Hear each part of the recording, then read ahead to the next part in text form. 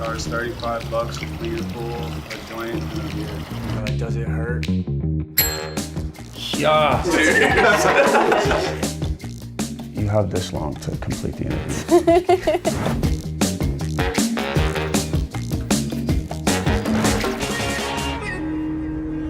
This is my little boy Whiskey. Whiskey. Yeah. And why did you choose to name him Whiskey? It's my favorite drink. Weird.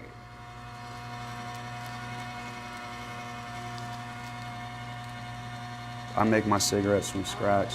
These were actually grown from Native American shamans, and they rarely give this out to anybody. You have like the peak of your career album, and now you have to follow that up. So now what?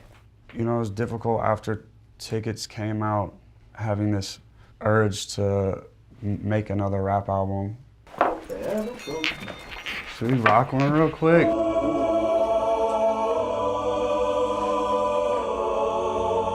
drop it at octave and stuff. Definitely, we could go crazy. Like 3-5. You're in the kitchen today. Pop punk's so fun. And I also feel like I owed it to my discography and to myself to show that Tickets to My Downfall wasn't luck. Like, no, I can get a #1 album in rock and overall twice.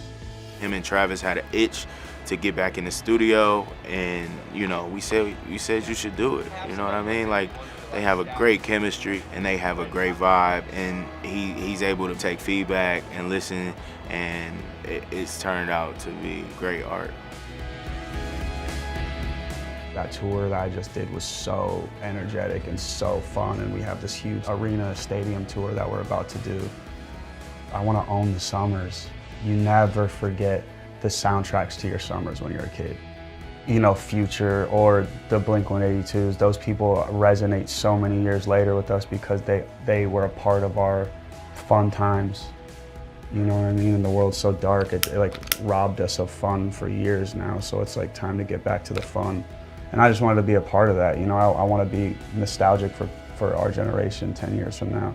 Tickets to My Downfall was like high school, and this album is like college, and it's a blend of like everything I've learned in my years of musicianship. This is the new generation. This is the new wave. With this album, I think we're gonna do it again. We're gonna do it again. And our journey has been a long journey, and we're just now getting to this point. So I think we got so much more left in the tank. Just getting started, kinda, in a way.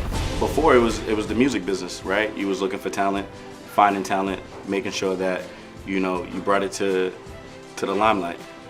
I think for this, I found a family. Brooke actually got a way cooler story than me, so I'm gonna let him tell it. It was my last class of the day, and my phone was ringing, and I seen it was Slim, which is his best friend, and I like ran out of my classroom, answered the phone. He's like, "Hey man, like, I've seen a couple of your videos. Like, any chance you could come to Cleveland today and try out?" I'm like, "Yeah, of course." I just never went back to school. Like, and here ever since. Time for you to go back to school, buddy. Don't fuck.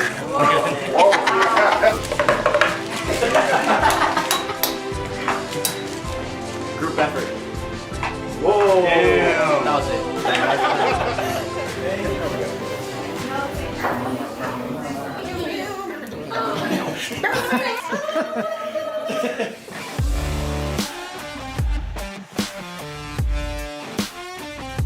My friend always jokes, he's always like, rich off pop punk. And it's like, I know that it kills like certain bands in that community that I got the success that I got, but I earned that shit. Dude, I was fucking loading up the van with our drums and amps in 2010, going to driving to Indiana and Chicago and all these places playing Warped Tour. We did 99 shows in 105 days. I think we did 26 shows straight. I opened for Tech Nine. The same year, opening for Rick Ross, Wale, and Meek Mill. I just did it all. It's not about switching. It's not about that. It's just about adding. They'll see the proof. They'll see the hard work. Dude, I can tell you the fucking Wi-Fi codes to venues in Blackfoot, Idaho. From Lithuania to Louisiana. Little venues like this and stadiums like this. I've done it all. This shit isn't new to me. It's true to me. I've been doing this. People's eyes were just not focused in the right direction. They were just looking this way. And they just chose to look when I made it pink and I made the whole album reflect what was already happening. And I'm fully with embracing the irony of all of this stuff, and you know, I'll call it like it is. He is rap, he is rock, he is pop, he is alternative. He's always been like that. For him, it was his time to make sure that he stamped, you know, the claim that he's the guy. When you think about rock and roll and superstar, that was him. Our rock and roll isn't even just rock music. Some of our greatest rock stars of our generations are rappers. Like Lil Wayne. That motherfucker is everything I loved about the rock stars from back then. That's why it was so cool to watch Wayne. You were like, what is it? Who is this Martian? He goes in the booth and he lays this shit like one time. The sun's coming up and I'm in the car and I'm like, oh my God, I just got this verse from Wayne. Speaking of which, I should play you this song I got with Wayne on the album. Oh, dope. Yeah. When I'm this high, I just looked in the mirror, who is this guy? What do you think? It's a big steering wheel, huh? We'll go cruising in this. This is kind of a cat-friendly car, to be honest. It's got big open seats, no gaps.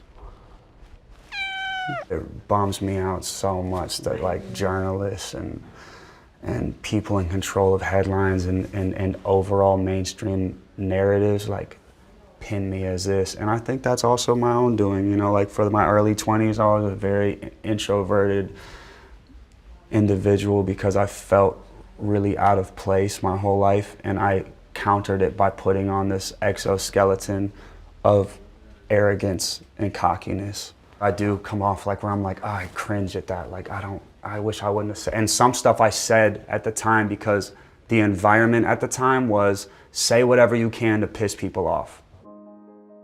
Do I always handle things the right way? No. Am I a human? Yes. You think everything I say I'm proud of or that I like can stand on? Fuck no. There's plenty of stuff I'm embarrassed by or ashamed of. Don't make people villains that are making mistakes. Do you ever feel like you get caught up in like romanticizing the idea of being tortured? Do I invite the torture or create the torture on myself? Probably. Romanticize, no. Do I invite? Yes. That's the one fucked up part about the highs you experience from fame and drugs. Your dad started to really like your music, and then he dies. So in that moment, when he acknowledged my music, and we bonded over a song, it gave me like the richest memory I'll ever have. Yeah, memory to me is the most wealthy form of currency, and nothing else mattered. People dehumanize me all the time. They like think I'm a character. I'm looking at it, it's written right here, it's Machine Gun Kelly. It's not my name though. My name is Colson Baker, and I have real feelings. I have real loss, I have real vulnerability. You're in control of your own book, you're your own author. Just keep writing, man. New chapters.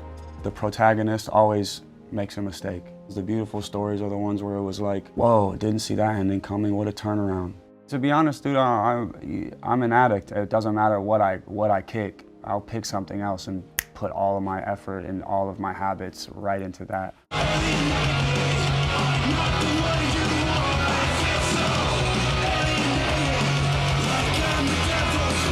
A boy with horns.